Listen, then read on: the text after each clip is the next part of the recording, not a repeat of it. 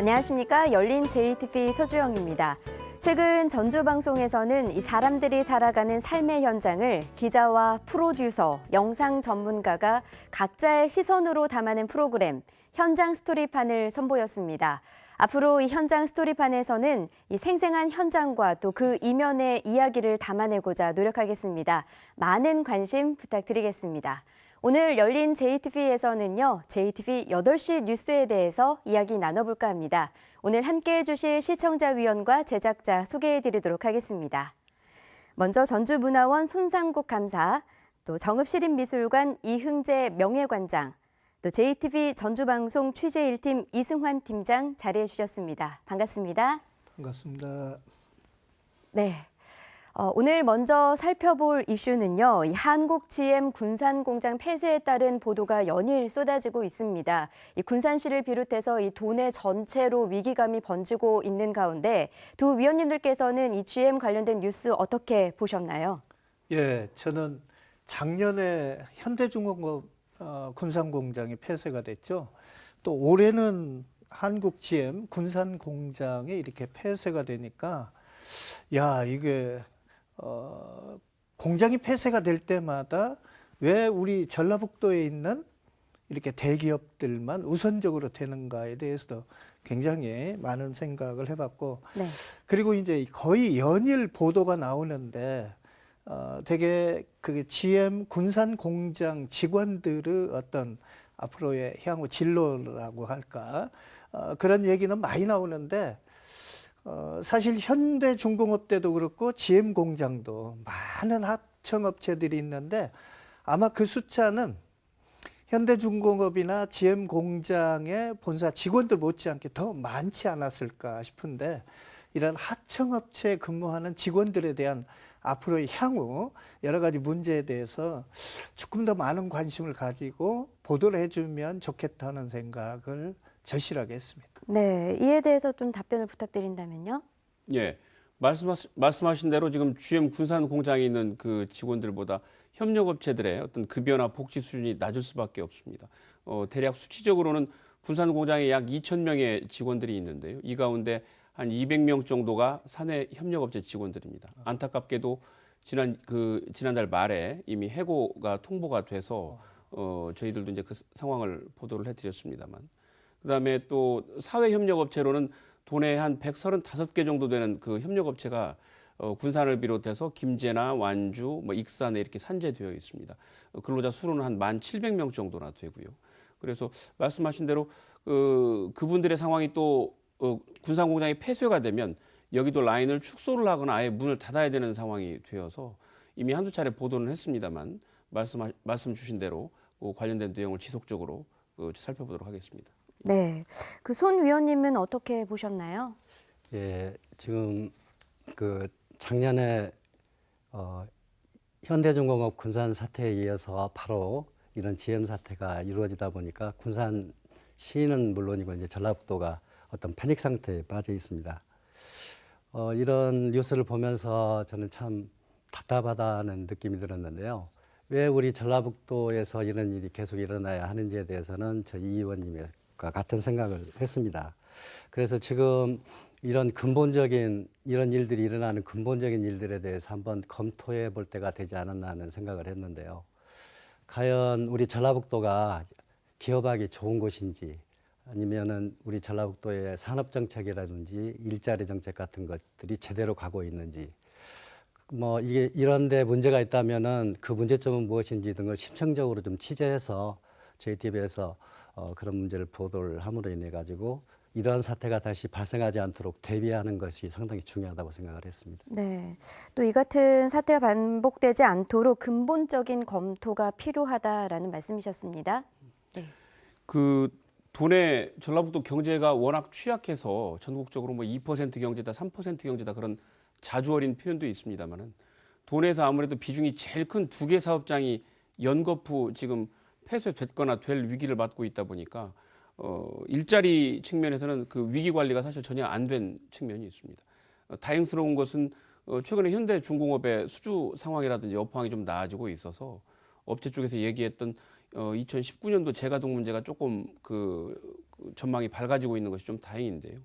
그 GM 군산공장 같은 경우에는 지금 제3자 매각이냐 아니면 영구 폐쇄냐를 놓고 지금 논란이 오고 있는 중에 그 위원님께서 말씀해 주신 것처럼 차제의 자동차 산업을 전기차라든지 미래형 산업으로 조금 보폭을 옮겨가야 되는 거 아니냐 이런 논의들이 좀 되고 있어서 그 진행 상황에 맞춰서 그 도내 어떤 산업 환경이라든지 그 여건, 일자리 정책 등에 대한 것도 꼼꼼하게 한번 따져보도록 하겠습니다. 네, 그 GM 군산 공장에서도 이제 폐쇄를 철회하는 재요구가 있었다는 보도 저희가 해드렸는데요. 앞으로의 이제 또 진행 상황을 저희가 계속해서 심층적으로 보도해드리도록 하겠습니다. 자, 다음은요, 사회적으로 좀 이슈가 되고 있는 미투 운동에 대해서 좀 이야기를 나눠볼까 합니다. 이 성폭력을 고발하는 미투 운동이 이제 지역으로까지 번지고 있는 가운데 최근에는 연극계 연출가, 또 대학 교수, 또 극단 대표, 또 유명 시인에 이르기까지 계속해서 이제 미투 운동이 이루어지고 있는데요. 일부 보도에서는 이 실명을 거론하지 않았지만 이 연극계 대표적 연출가는 실명과 함께 얼굴도 공개가 됐습니다. 과연 이 공개되는 기준은 무엇인지 시청자 의견 있었습니다. 궁금하시다는. 예. 그 최근에 말씀하신 대로 그 미투가 그 미국에서 시작이 돼서 지금 뭐 전국적으로 특히 전라북도까지 굉장히 거세게 바람이 불고 있는데요. 그 크게 이제 두 가지 그 이슈가 연일 보도가 되고 있습니다. 앞선 그 연극 연출가의 경우에는 피해 여성이 경찰청 기자실에 와서 본인의 이름과 얼굴까지도 나는 공개하겠다라면서 공개적인 기자회견을 했습니다. 그리고 그 기자회견 직후에 기자들이 그 가해자로 지목된 연출가에게 당신의 입장이 무엇이냐라고 물었을 때 곧바로 시인을 했습니다. 그래서 가해자나 피해자가 이제 모두 다 공개가 됐고요. 저희들이 이런 사안이 있을 때마다 데스크하고 현장에 있는 기자들이 이제 협의를 해가면서 그 수위를 조절을 하곤 하는데요. 두 번째 그 대학 교수건의 경우에는 저희 JTB가 단독 보도한 사안입니다만 제보가 들어와서 그 진행이 됐고요. 그러다 보니까 이제 그 제보 여성의 그 진술밖에 없었고 가해자로 지목된 대학 교수가 계속 지금까지도 부인을 하고 있습니다. 그래서 일단 보도가 익명으로 좀 시작이 됐던 측면이 있고요. 그래서 이게 이제 보도가 반복이 되면서 또 후속 또 피해 여성들의 또 미투 선언이 또 잇따라서 나왔고 그러면서 그 어떤 범죄 행위로 지목될 수 있는 것들이 좀 구체화돼서 지금은 대학도 이름을 공개를 했고 아마 그 가해자로 지목된 교수 이름도 상황에 따라서 지금 공개를 검토하고 있는 상황입니다. 네, 앞으로 이제 미투 운동이 어떻게 확산이 되는지 좀 지켜봐야 될 것 같습니다.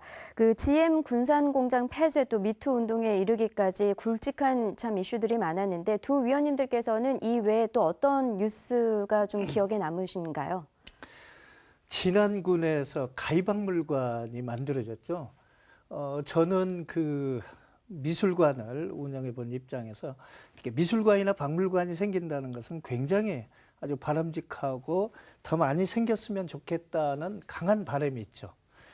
그런데 진안 가희박물관에서는 가위, 즉 유물이라고 할 수 있죠. 구입하는 과정 속에서 우리 같은 일반인들도 이해하기 어려운 그런 아주 높은 가격에 구입을 했는데 그걸 JTB 전주방송에서 아주 보도를 잘 해서 그게 지금 여러 번 보도도 되고 시정도 되고 그게 아마 2017년도 JTB 전주방송에서 큰 상을 받게 되는 그런 계기가 됐는데 이런 보도가 한 번에 그치지 않고 지속적으로 지금 상황, 그 예전에 보도했던 상황이 지금은 어떤가, 또 앞으로 어떻게 되는가에 대한 이런 보도의 어떤 태도라고 그럴까, 이게 굉장히 실효성이 있지 않았는가 싶어요. 그래서 앞으로 사안에 따라서 좀 다르겠지만 어떤 보도가 끝까지 좀 잘 해결이 되고 도민들이 원하는 상황까지 되게 그렇게 해주셨으면 좋겠다는 바람입니다. 네, 문제점을 지적하는데 그치지 않고 그 후속 보도에까지 좀 노력을 기울였으면 좋겠다라는 말씀이셨습니다. 예, 그 말씀하신 진안 가위박물관 그 집중 보도권은 그 기자들이 이제 가장 영예롭게 생각하는 그 한국 기자협회에서 주는 이달의 기자상과 방송기자연합회에서 주는 이달의 방송기자상을 동시에 수상한 하는 쾌거를 일궈내기도 했습니다. 그런데 이 그 상을 받기 위해서 기사를 쓰는 것은 아닙니다만 이 기자상에서 평가 항목 중에 가장 크게 보는 요소 중에 하나가 이 기사를 통해서 사회의 어떤 그 부조리나 잘못된 제도를 개선을 했는지 그 여파나 사후 영향에 대한 것을 상당히 높게 따져보는 측면이 있습니다. 그래서 이 아마 가위박물관도 그런 것들을 말씀하신 대로 연속 보도를 통해서 제도 개선을 이끌어내고 그 어떤 해당 기관의 어떤 잘못된 것을 시의를 받아내는 그런 것들이 상당히 주요했다고 보고요.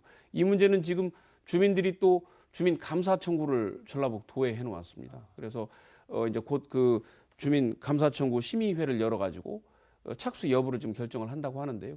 이제 그렇게 된다고 하면 행정적인 입장에서 또 자세하게 들여다볼 수 있는 또 계기가 되어서 그 부분도 저희가 추적 보도를 계속 해나가도록 하겠습니다. 네, 이 위원님께서는 지난 가위박물관 보도를 꼽아주셨고 손 위원님은 어떤 뉴스를 꼽을 수 있을까요? 예, 저는 전주시에서 추진하고 있는 팔복동의 그 철길 명소화 사업을 좀 관심 있게 봤습니다. 지금 팔복동은 아시다시피 지금 전주시 산업단지가 위치해 있는 곳이죠. 이 산업단지에 그 물류를 공급하기 위해서 철길이 가설이 되어 있습니다. 이 철길 옆에 조그마한 길이 있고 그 옆으로 그 조그마한 시내가 흐르고 있는데요. 이 시내를 노송전처럼 만들어 가지고 철길을 명소화하겠다는 게 이 사업의 주요 요지입니다. 그런데 이 철길에는 지금 현재 폐쇄가 된 게 아니고 하루에도 한 5, 6번씩 기차가 다니고 있어요. 그런데다가 그 공장들이 밀집해 있어 가지고 이쪽 지역에서는 좀 냄새가 좀 심하게 나고 그리고 흐르고 있는 물에서도 좀 냄새가 많이 나는 편입니다. 길도 좀 좁아가지고 이거를 좀 사실 노송전처럼 만들기에는 상당히 문제점이 있어요. 이렇게 만들어서 여기에다 쉼터를 조성한다고 그래서 시민들이 올 것 같지도 않고 또 군산의 철길 마을처럼 명소화되지도 않을 것 같습니다. 이러한 문제점들을 상당히 잘 짚어서 전주방송에서 보도해줘서 저는 상당히 인상 깊게 봤습니다. 네, 이승환 팀장님. 예. 민선 시대 이후에 시장 군수들이 가장 그 받기 쉬운 유혹 가운데 하나가 크고 멋진 건물이나 어떤 단지를 조성하는 것들입니다. 아무래도 그게 무슨 정신문화 운동을 하거나 캠페인을 하거나 이런 것보다 눈에 잘 띄어서 치적으로 자랑하기 좋기 때문일 것으로 생각이 되는데요.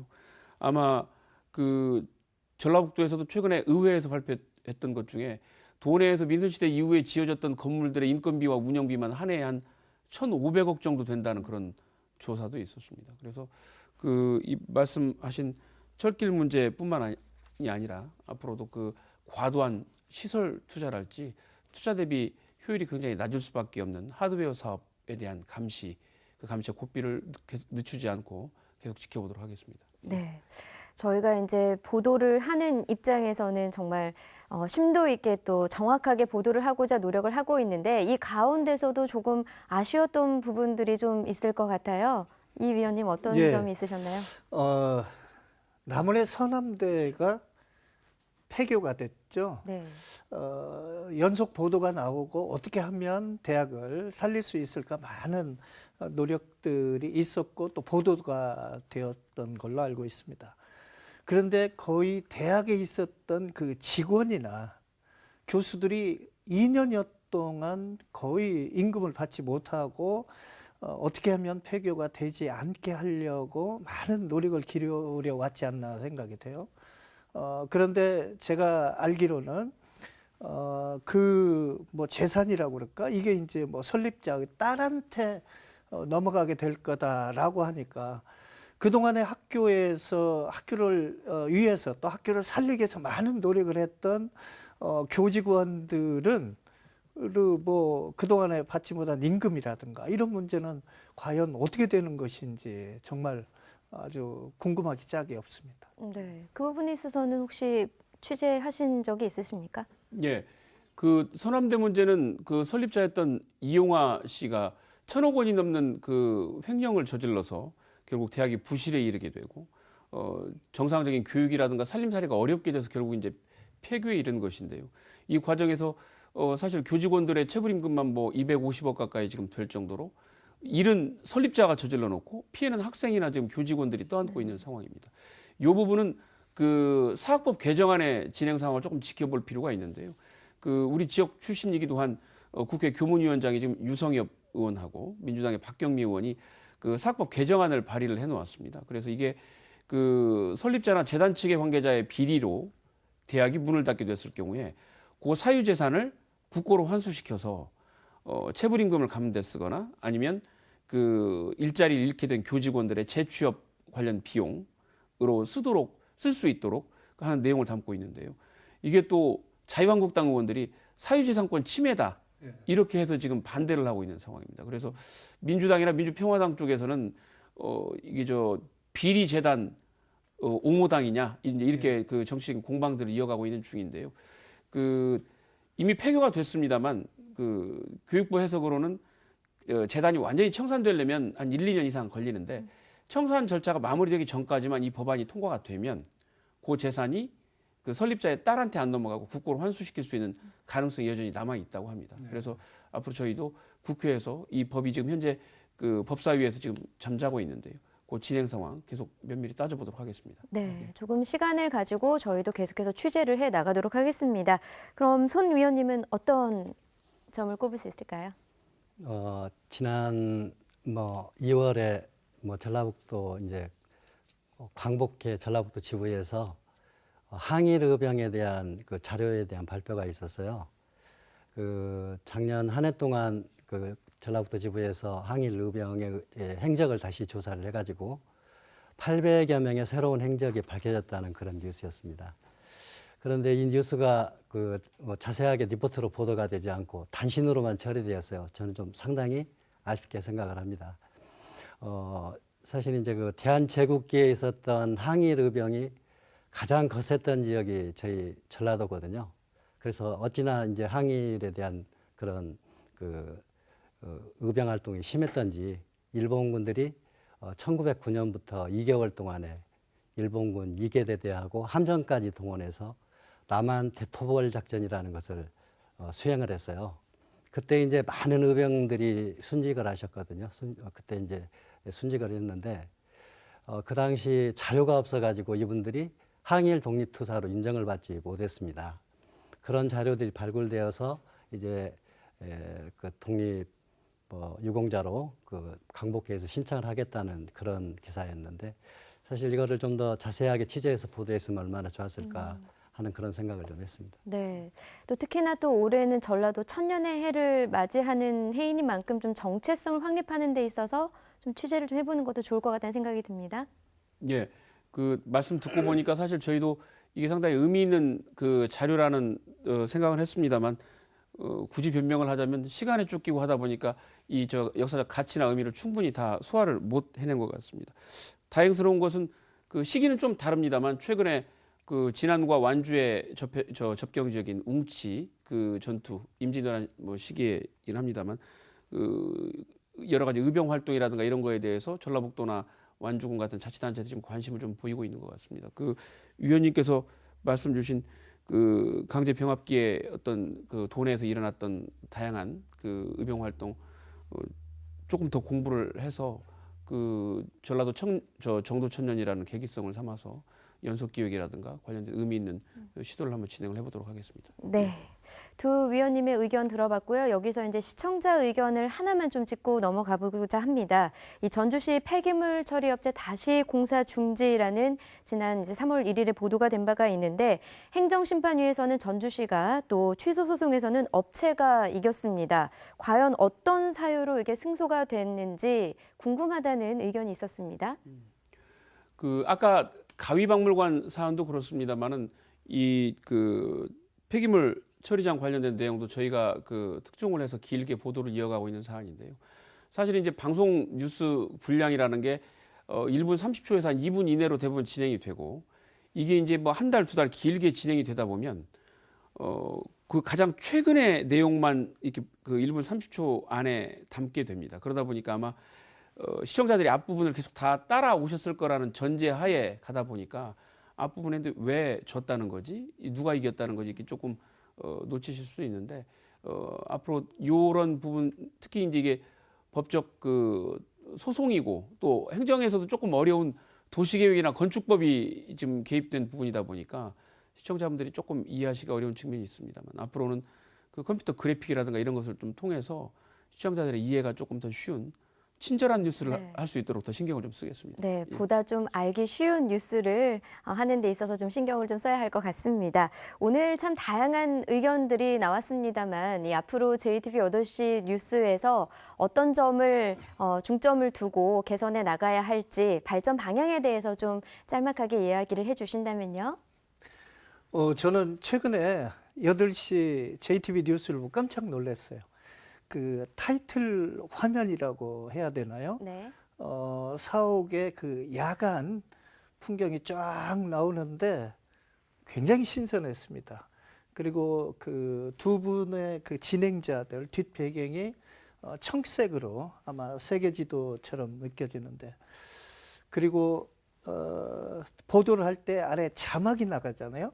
청색 바탕에 이제 흰 글씨로 나가는데 아주 깔끔하고 세련된 또 시선이 확 끌리는 좋은 화면이어서 아주 인상 깊었습니다.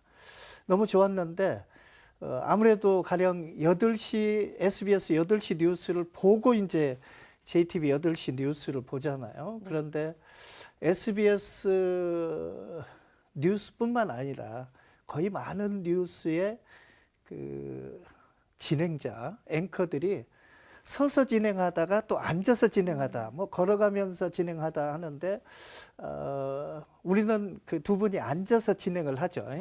우리도 지금 서서 하니까 의자에 앉아서 진행하는 것하고 분위기가 약간 다르는데 워낙 매체가 많고 중앙이나 다른 방송에서 다양하게 메인 8시 뉴스를 진행하기 때문에 JTB 8시 뉴스도 좀 많은 참고를 해주셨으면 고맙겠습니다. 네, 손유아님. 예, 저는 뭐 큰 문제는 아닌데 토 일요일 날 주말 뉴스의 세트에 대해서 조금 말씀을 좀 드리고자 합니다.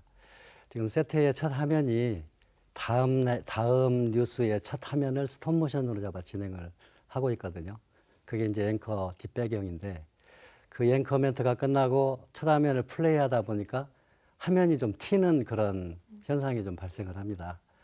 그래서 첫 화면이 아니고 그 뉴스의 주요 화면이 스톱모션으로 들어가서 앵커 백으로 들어간다면은 훨씬 세련된 진행이 될 수 있지 않을까 그런 생각을 해봤습니다. 네, 이승환 팀장님. 예. 기존에 사용하고 있던 8시 뉴스의 타이틀이 조금 사용한 지가 이제 몇 해 되다 보니까 조금 식상한 측면도 좀 있고 그 흐름이 스텝이 조금 느슨하다라는 내부 지적들이 좀 많이 있었습니다. 그래서 새로 제작을 하면서 이제 담당 부서인 영상 제작팀과도 협의를 했는데요.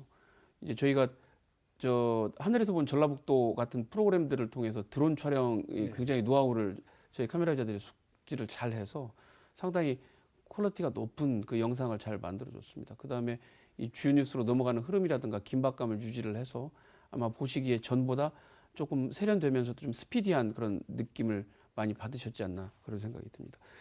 말씀 주셨던 뉴스 진행 방식에 조금 지금 수동적으로 조금 하고 있는데 조금 서서도 하고 이렇게 변화를 좀 줬으면 좋겠다라는 말씀. 또 뒤에 그 주말 뉴스 뒤에 백 그림이 조금 튀는 부분은 그 사실 공간적인 시설적인 제약이 조금 있습니다. 근데 저희들도 내부적으로 그 문제에 대한 그 지적을 좀 같이 고민을 하고 있어서 앞으로 기술 스태프들이랑 잘 상의를 해서 그런 부분들을 조금 개선점을 찾아 나가도록 하겠습니다. 네, 오늘 열린 JTB에서는요, JTB 8시 뉴스에 대해서 이렇게 이야기 나눠봤습니다. 오늘 나온 의견들을 총 종합해서요, 개선하겠고요. 또 앞으로의 또 변화도 지켜봐 주시면 감사하겠습니다. 앞으로 발빠르고 정확한 뉴스 전해드릴 수 있도록 노력하겠습니다. 오늘 함께해 주신 세 분 진심으로 고맙습니다. 감사합니다. 네, JTB 전주방송은요, 수준 높고 또 알찬 방송으로 시청자 여러분들께 사랑받을 수 있도록 노력하겠습니다. 열린 JTB 여기서 마무리하겠습니다. 고맙습니다.